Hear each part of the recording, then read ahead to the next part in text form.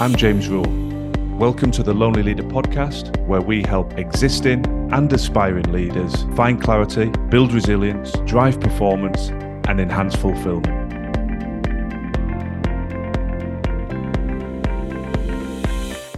I'm going to talk a little bit today about the two biggest objections I hear most frequently from clients that I coach and mentor.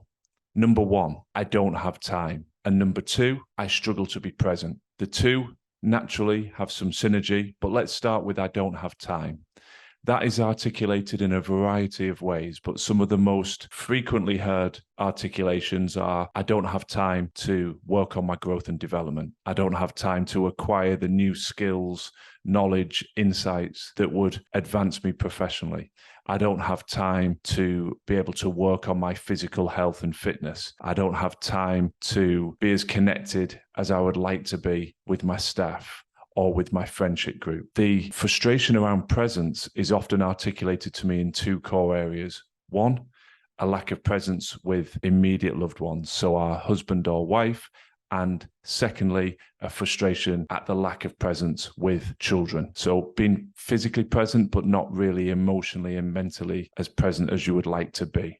So as I said, these both have a lot of synergy, and the harsh reality is that we do have time. And the reality is we need to change our mindset of what is important, how we approach our time management, and we can create time to focus on what truly matters to us. So a stat that shocked me recently was that the average adult now spends enough time scrolling to be able to walk their thumb the height of the Statue of Liberty every day.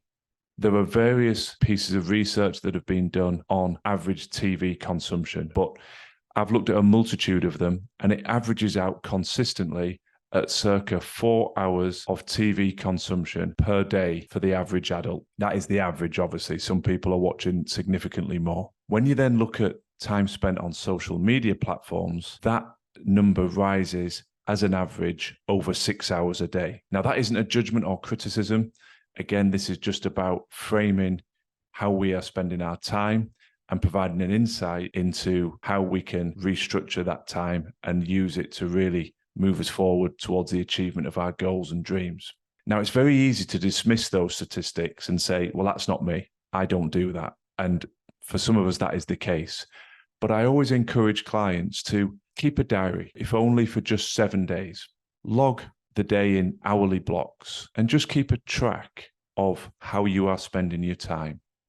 The majority of people that engage in that task have one overriding emotion, and it's shock and a little bit of embarrassment, because there in black and white is their unequivocal proof that there is a lot of time in the week that could be better utilized. So I think step one is important for all of us, that we create a little bit of accountability. Genuinely, how am I using my time? And what I like to do is I'll do that exercise periodically. I'm not expecting people to keep a running diary in that level of detail week after week after week. But I do think it's a great exercise and a wonderful discipline to have, to look at doing that once a quarter.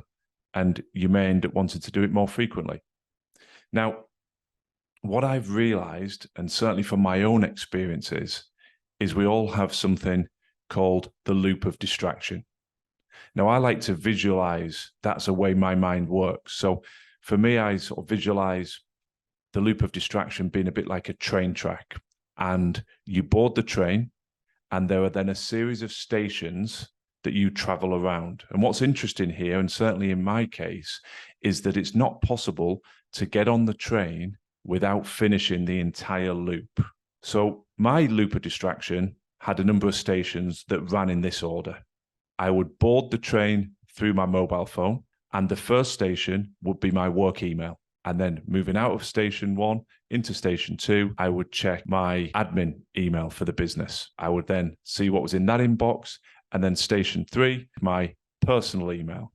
And then having looked at the email, I would come out into station four, my LinkedIn, to look at the professional engagement taking place within LinkedIn. I would then come out of LinkedIn and go into WhatsApp, which I use predominantly as a personal communication tool. So I'd see if there's any messages from my wife, from my extended family or friends. And then I would move into the next station, a quick check of the news, Sky News or the BBC News websites.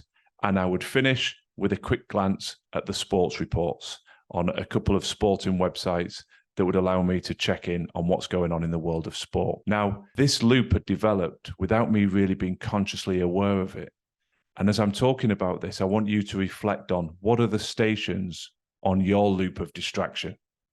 So I recognized that I was almost like the proverbial hamster on a wheel. Once I boarded the train, I couldn't just check my work email and then put my phone down. 99% of the time, I would go through that sequence of stations, through the email, through the LinkedIn, through the news and sport websites.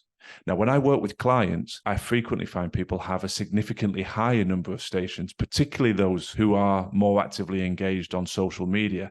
They have stations that might include Instagram, Facebook, Twitter, etc., in addition to their emails, the WhatsApp, the text messages. And what's really interesting is the amount of time that can be lost going through that loop of distraction, because it's easy to go around if you don't find anything engaging at those stations. But if you find a couple of emails in the work email or the personal email, if you find a message in your WhatsApp, something on LinkedIn or one of the other social media channels, and then you end up on a website, news, sport, entertainment, and you find an article that's engaging, you will click and read it. So part of the diary exercise is to become more consciously aware of how much time are you spending going through those stations. Bringing this back to where we started, I don't have time. Some of the things that you're doing on that loop of distraction are undoubtedly integral to moving you forward towards your dreams and your goals and your aspirations. You know, we have to answer work emails. We have to be aware of what's going on our professional channels. But if we're brutally honest with ourselves, a huge amount of that time is surfing, reading articles, and is engaging in conversations on WhatsApp that are not high priority. Again, it sounds like I'm just sitting here in an ivory tower preaching and critiquing. I'm not, because as I've shared with you there, that was my personal loop of distraction. What did I find to be transformational? Removing my ability to board the proverbial train and work through that schedule, because I don't bounce around on my desktop going through those stations. I recognize that I can have the discipline to go into my email and stay in my email, to go into my LinkedIn and stay in my LinkedIn. It's the ease of accessibility of those stations that our mobile phones present that allowed me to get lost on that loop. So for me, it was as simple as making sure that my mobile phone is not always within reach. If I have something that needs to get completed, the most important thing I can do is place my mobile phone out of reach, on a shelf in the office, or even better, on airplane mode or switched off entirely. And that prevents me from going through that cycle.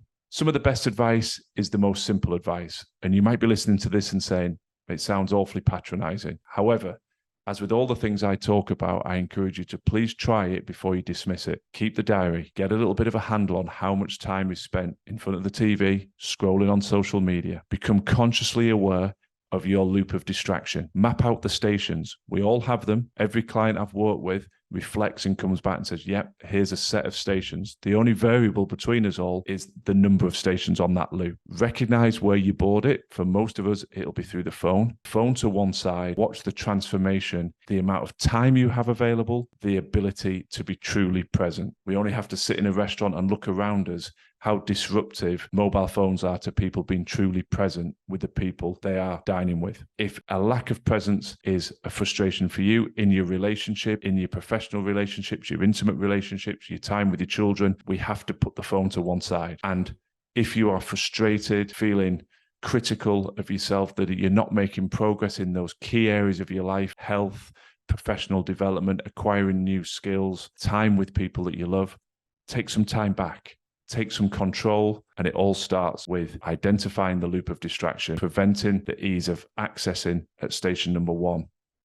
As with any of the tips, tools, or strategies that I share on this podcast, I always love to hear feedback. So please do look at the various ways that you can get in touch within the show notes. You can connect on LinkedIn and send me a DM, or you might prefer to use email. But it's always great to hear how these insights are helping. So I'd love to hear what revelations keeping a diary presented? What sort of average TV viewing and social media scrolling did it identify? And there's absolutely no judgment in that. It's part of an ongoing research piece that I'm doing. Secondly, it's always of interest to understand, do you have a loop of distraction? If you do, what are the stations that you tend to move around?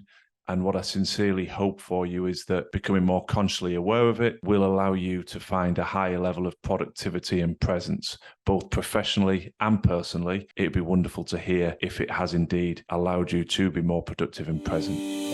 Thanks for listening to the Lonely Leader podcast. I'd be very grateful if you could share and follow if the content resonates. And if you're looking for additional free resource to support your continued growth and development, then please do check out our social media and website details in the show notes. Remember, quality leadership on the outside must always start within.